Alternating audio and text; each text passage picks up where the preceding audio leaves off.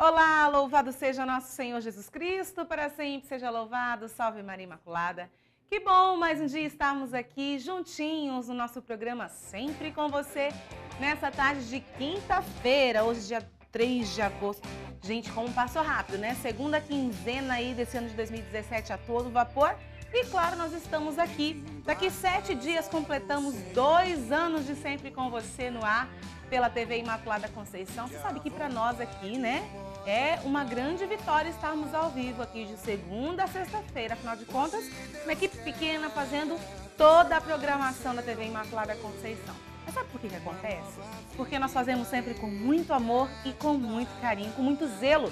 Tudo aquilo que a gente coloca amor, prospera. E é por isso que nós estamos aqui há quase 2 anos fazendo tudo isso aqui por você, levando formação, informação, utilidade pública e também, claro, espiritualidade, né, gente? Afinal de contas, estamos numa emissora religiosa e por isso nós estamos aqui.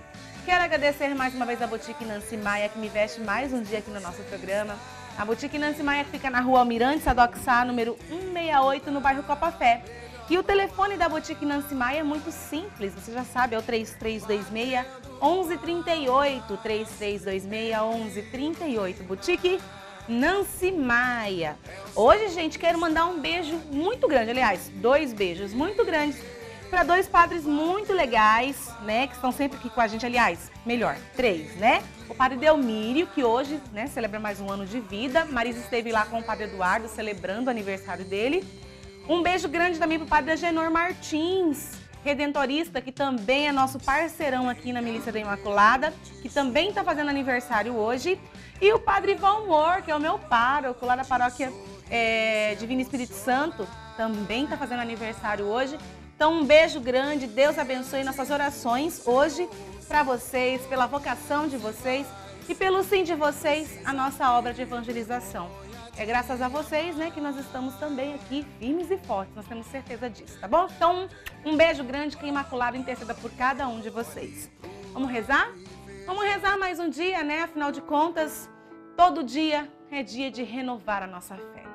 Todo dia é dia de transformar o nosso coração, né? De sermos novas pessoas, de sermos novas criaturas, de agradecermos por mais uma oportunidade. Eu falo isso todos os dias, eu costumo bater sempre nessa tecla, porque o ser humano é muito reclamão, né? A gente reclama demais, e a gente reclama demais e agradece de menos.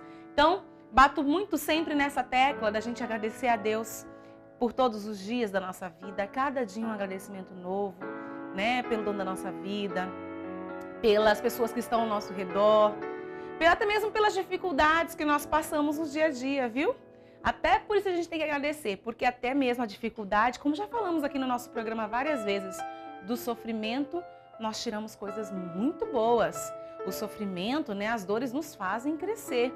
E é por isso que a gente tem que aí permanecer firmes e fortes, né? Nós precisamos permanecer firmes e fortes. E é por isso a nossa oração, né? A oração, ela tem a força de mudar o mundo. Padre Kolbe dizia isso, nosso fundador, né? Que a oração muda o mundo. Então a gente precisa ser fiel à oração, ter a nossa oração pessoal. Não sei como é que anda aí na sua casa a sua vida de oração pessoal, mas eu espero que você tenha, né? Essa oração própria sua, a sua oração, o seu diálogo com Deus diário. Não sei de que forma, também não importa, porque é o seu diálogo com Deus. Mas que você tenha, porque a oração de fato muda o mundo. E hoje pensava nisso, né? E eu falava assim, quantas vezes eu pude ser, né? Essa oração que mudaria determinada situação, mas eu, na minha fraqueza humana, preferi me calar, preferi deixar a oração de lado. E vou te falar que muitas vezes quando a gente está em oração constante, parece que as coisas começam a dar errado. Você já percebeu isso? Mas eu vou falar para você que não é isso não. É que quanto mais a gente reza, mais forte a gente fica, mais oração a gente faz, mais forte a gente fica. E é claro que quando a gente abraça a cruz, né, quando a gente abraça a oração, a gente pega esse caminho de Jesus, as coisas de fato elas vão, né, aparecer, vão vir à tona, mas a gente vai estar mais forte para encarar cada coisa que aparece na nossa vida, tá? Não é que a gente fica rezando, quando eu rezo, uma oração me aparece, não é isso não, tá? É que quando eu rezo, mais forte eu fico e consigo encarar de frente as minhas dificuldades. Por isso que a gente vai rezar hoje, por isso que a gente quer rezar hoje.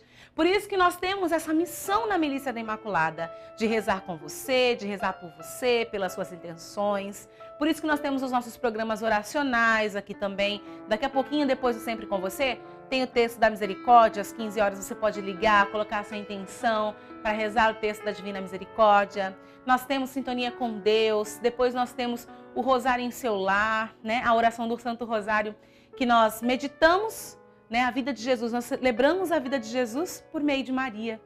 E quanta mística, quanta coisa bonita a gente pode perceber nisso, nessa espiritualidade que nos aproxima de Deus.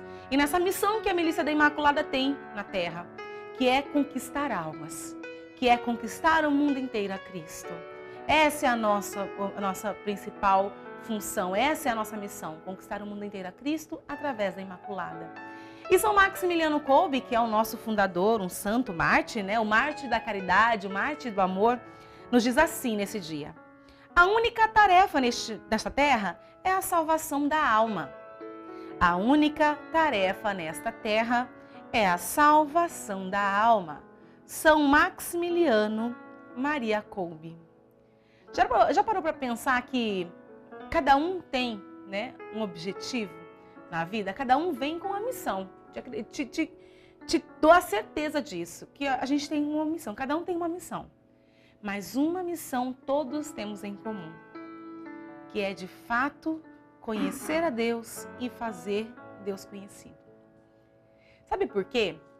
Ontem nós meditávamos, né, a palavra, quarta-feira aqui com o Padre Aldir, a gente celebrava isso, né, de uma forma muito especial, justamente a palavra do tesouro, né, que nós achamos um tesouro e que esse tesouro, quem é? É Jesus. E quando nós achamos um tesouro, nós queremos o quê? Fazer com que outras pessoas conheçam também. Nós queremos com que mais pessoas possam voltar esse olhar diferenciado ao outro. Porque ser de Cristo é isso, não é somente ser de Cristo, tá aqui na frente rezando, beleza, tá bonito, tá legal. Não, não é só isso. Ser de Cristo é ser diferente, é amar o outro sem distinção e é mostrar quem é esse Jesus para que essa pessoa também possa acreditar, para que essa pessoa também possa amar, para que essa pessoa também possa ser conquistada e para que essa alma também possa ser salva. Porque nós não somos cidadãos da terra, nós somos cidadãos do céu. Nós voltamos para lá, nós voltaremos para lá. E é lá, claro que eu quero ir, gente, é para lá que eu quero ir, eu tenho certeza disso. Por isso a minha missão, a minha maior missão é conhecer Jesus. Eu vim para a terra para conhecê-lo, para amá-lo e para fazê-lo conhecido. Como disse Padre Kolbe, a única tarefa nesta terra é a salvação da alma. Eu ainda complementaria isso aqui. Diria que a única tarefa que importa na terra é a salvação da alma. É o meu trabalho missionário. Porque o restante das coisas todas vão ficar aqui na terra, vão ficar por aqui. Mas o que eu fiz, as almas que eu conquistei, é que vão para o reino de Deus. Né? São João Bosco dizia, dai-me almas, dai-me almas, dai-me almas. E ficai com o resto. Né? Porque ele queria o quê? São as almas, o resto é passageiro. Vai ficar por aqui pela terra. Que nós possamos ter essa consciência missionária no nosso coração. E principalmente, de que a nossa missão é conhecer esse tesouro, é ser amado por Deus. Se você não sabe, quero te dizer hoje, você é uma criatura amada por Deus. Nasceu para ser amada, você não merece nada menos do que o amor. E também nasceu para transbordar esse amor. Rezemos juntos, claro, pedindo a intercessão da Virgem Imaculada, essa Virgem Mãe, né, que transbordou o amor, que gerou o amor. Que nos ensina todos os dias a amar. Ó Maria concebida sem pecado, rogai por nós que recorremos a vós e por todos quantos não recorrem a vós, especialmente pelos inimigos da Santa Igreja e por todos quantos são a vós recomendados. São Maximiliano Maria Kolbe, rogai por nós. Imaculada Conceição, rogai por nós. Enquanto eu rezava, eu senti uma coisa muito forte no meu coração, que muitas pessoas às vezes se sentem indignas, né, de achar que são amadas por Deus. Não interessa o que você faz, o que você fez, tá? Jesus te ama da forma com que você é e da forma como você está, tá bom? E hoje, a nossa quinta-feira aqui no nosso programa, sempre com você, nós vamos falar sobre o Estatuto da Criança e do Adolescente, gente. É isso mesmo, o ECA. A gente tem falado, né, sobre variados temas, já falamos do Estatuto do Idoso, para nível de conhecimento mesmo, para você que está em casa, né, não ficar no desconhecido, saber do que você está falando, ter conhecimento. E para isso, com muito carinho, pode vir aqui, eu recebo com muito carinho o defensor público Rodrigo Zocal Rosa. Bem-vindo! Tudo bom? Tudo bem, vamos sentar, vamos bater um papo hoje aqui, né? Vamos falar do ECA. Acho que é bacana, né, a gente fazer as pessoas conhecerem, né, esses assuntos, afinal de contas, muito pouco se sabe, né, não somente sobre as nossas leis, a gente ouve muitos leigos falando sobre muitas coisas, né, muito pouco sabe sobre as nossas leis, que dirá sobre os estatutos que nós temos, né, doutor? Exatamente. E, inclusive, a gente ouve muito, eu que sou da área, dizer que o ECA não funciona, né? Não, é verdade. Inclusive, eu acho que talvez seja esse também o motivo pelo qual a gente pensou, né, nesse tema, dessa questão de falar mesmo que o ECA não funciona. A gente ouve muito isso.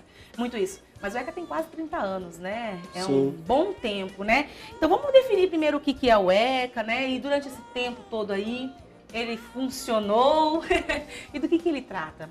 Na verdade, o Estatuto da Criança e do Adolescente, ele é, em termos jurídicos, uma das normas, né, um dos estatutos mais modernos que nós temos hoje. Ele é referência, o nosso Estatuto da Criança, para a gente ter uma ideia, ele é referência na ONU. Então, antes de mais nada, é um documento extremamente sério, extremamente importante e muito bem feito e muito bem elaborado, que vem, na verdade, de um projeto internacional. O Estatuto nosso aqui, ele nasce a partir de declarações e convenções internacionais. Então, ele está, a gente fala paralelo, né? Ele segue junto com essas legislações internacionais que tutelam, que protegem o interesse da criança e do adolescente. Deixa eu te perguntar agora, né? Você está falando, é uma criação nossa, é algo nosso, né, do Brasil. E a gente vê muito brasileiro dizendo que o Estatuto da Criança e do Adolescente não funciona. Em nível internacional, existe alguma coisa de tão concreta assim quanto é o ECA? Sim, como eu disse, o nosso estatuto ele vem a partir de 1990. Isso. Se a gente pegar a Declaração dos Direitos Humanos, a Declaração dos Direitos do Homem já tem a proteção da criança.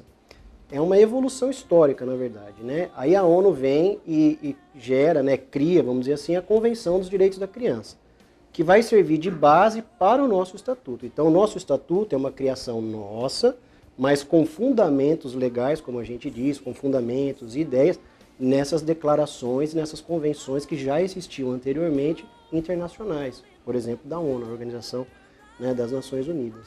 A gente vê uma realidade hoje, principalmente, com relação às crianças e tudo mais, uma realidade bem mais preocupante, vamos supor que há 27 anos, né, que a gente via.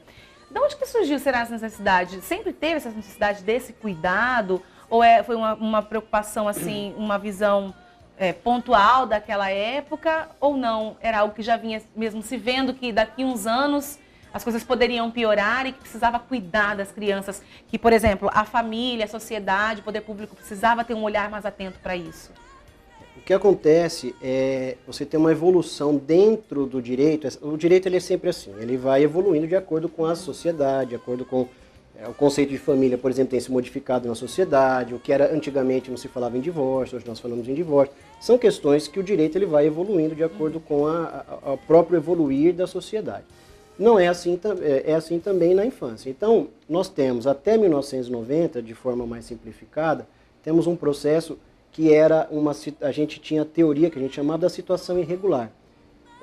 Os antigos muito ouviam falar, principalmente no estado de São Paulo, a questão das FEBEMs e etc. Que, em resumo, o Código de Menores até 1990, que era o código que regia a proteção da criança, dava a condição de internação do adolescente, da criança, sempre que tivesse uma situação irregular. Isso incluía tanto o ato infracional, o que a gente chama de crime, como uma situação irregular, por exemplo, de pobreza da família. Com o Estatuto, em 1990, muda-se essa visão. E aí passa-se a ter a visão que a gente chama da proteção integral. Então, passa o Estado a ter uma visão do que a criança precisa. Ela é efetivamente o que a gente chama de sujeito de direitos. Então, a criança pobre, a família tem que ser colocada, por exemplo, em programas sociais e não tirar da criança da família. Muda-se esse foco. Então a proteção integral vem já no artigo 1º do Estatuto, que vai disciplinar tudo o que rege, é o espírito do Estatuto da Criança e do Adolescente. É a proteção integral. Bacana. Olha, gente, se dizer, se você quiser participar com a gente, tá? Sabe que pode, né? Afinal de contas, você é o nosso convidado especial. 3349-1015, você pode ligar se tiver alguma dúvida, quiser fazer alguma pergunta, né? O Dr. Rodrigo Zocal está aqui para conversar com a gente. 3349-1015 é o número do nosso telefone. Ou o WhatsApp é o 993470532. 993470532, tá bom? Pode mandar sua mensagem de texto, que a gente está aqui, claro, para tirar a sua dúvida. Agora vamos falar, eu falei de dever da família, da sociedade, do Estado. A impressão que a gente tem é que isso fica empurrando, né? De um para o outro, né, doutor? Na verdade, a responsabilidade que define desde a Constituição Federal, porque a Constituição Federal é um pouquinho antes, né? Ela é de 1988. A nossa Constituição Federal, lá no artigo 227 e 228, que é uma longa batalha, incluiu muitos preceitos já da infância. Então, é como eu disse, é um caminho que foi sendo trilhado. Primeiro você tem as legislações internacionais, aí em 1988 o Constituinte, que foram aqueles deputados, etc., né, que criaram a Constituição, eles tiveram acesso a esses documentos internacionais e já no artigo 227 e 228 colocaram direitos inerentes à criança. O direito que eu falo, eu gosto muito de falar isso, não são só direitos. O direito que eu estou dizendo é proteção das garantias da criança e do adolescente. Por exemplo, como ter um crescimento saudável, educação, saúde. Porque às vezes as pessoas falam, mas só dá direitos. Não, tem deveres também no Estatuto. Né? Então, o Constituinte já teve ele fez um resumo do ECA, vamos dizer assim, ali na Constituição. E aí, em 1990, a nossa legislação, né, é criada e coloca-se efetivamente o Estatuto da Criança e do Adolescente no nosso ordenamento jurídico. Tendo direitos, tendo deveres, e aí coloca como solidariamente de todos o dever de criar, vamos dizer assim, de forma mais simples, essa criança, que na verdade é o futuro adulto. Uma criança bem cuidada é um futuro, né, um futuro jovem, um futuro adulto bem sucedido. Sucedido que eu digo eticamente, moralmente, não só de valor, né? É um cidadão consciente, né? Que eu acho Exatamente. Que a gente sempre fala isso aqui, que a gente tem um trabalho de evangelização com crianças também, né? Com a revista Pequeno Millet. Aí eu falo, olha, você tem que educar as crianças, né? Com os valores éticos, né? Morais, cristãos também, né? Com valores, porque aí depois você não pode colocar a mão na cabeça e falar onde foi que eu errei, né? Não pode deixar, né, de lado. Esses direitos são garantidos desde o ventre da mãe? Sim. Nós temos, assim, por exemplo, um exemplo clássico. Vamos supor que a mãe tenha sido abandonada, um caso simples, né? Tenha sido abandonado. Isso, infelizmente, acontece no nosso trabalho na defensoria, que é justamente dar assistência jurídica às pessoas que não têm condições financeiras de contratar advogado. Isso, infelizmente, às vezes acontece e a gente tem que, às vezes, tomar medida. A mãe, por exemplo, a namorada engravida durante o namoro, o noivado e tal, e já que engravidou, às vezes o homem, infelizmente, isso é comum, né, em alguns casos, ele abandona a esposa, a namorada ou a esposa que seja, etc. Neste caso, por exemplo, existem o que a gente chama de alimentos gravídicos, que dá direito, né, a alimentos, de acordo com alguns requisitos da lei, para que essa mãe possa se manter e automaticamente manter o filho que será gerado. Então há essa preocupação desde a concepção, vamos dizer, da geração e da gestação, de que essa criança ela nasça com saúde e permaneça com saúde. Agora, dos direitos, né? Lá no ECA diz assim, que a criança tem direito à saúde. O que isso significa? Muita coisa. Quando nós dissemos, é como a Constituição, quando a Constituição também diz, a criança tem direito à educação, vou dar um exemplo de educação para chegar na saúde. Não é só a educação. A educação, ela implica direito à matrícula perto da escola, perto da casa, porque não adianta a gente, por exemplo, pegar uma criança e falar assim, não, eu estou dando direito à educação para ela, mas a 10 quilômetros de onde ela mora.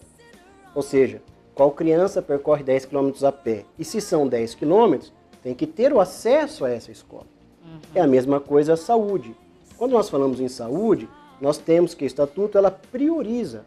A absoluta prioridade vem também no Estatuto da Criança. Proteção integral. O que significa proteção integral? Não é a mais ou menos, ela é integral.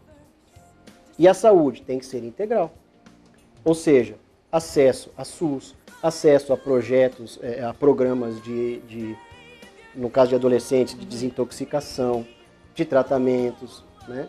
Então, quando a gente fala em direito à saúde, é o direito à saúde e tudo que dê acesso a ele, desde medicamentos, consultas, até tratamento de alto custo. Eu acho que isso é importante a gente falar, porque quando a gente fala disso, você está falando da questão né, de tratamento, de desintoxicação e tudo mais. A gente pensa muito, e nós como sociedade, a gente tem que ser bem claro nisso, que a sociedade pensa muito na questão preventiva só. Ah, depois que fez, tá errado, manda prender. Assim que eles falam, né? E não é a nem repressiva, Manda prender, assim que o povo fala, né? E a gente sabe que, às vezes, a apreensão nem é a melhor forma, até porque, tanto que mudou as questões que você estava falando, a questão das FEBEMs e tudo mais, para, né, que pudesse ter uma forma mesmo de ressocializar, né, de modificar a história dessas crianças, de ter uma nova história, né? Mas nós vamos falar disso daqui a pouquinho, depois do intervalo, viu?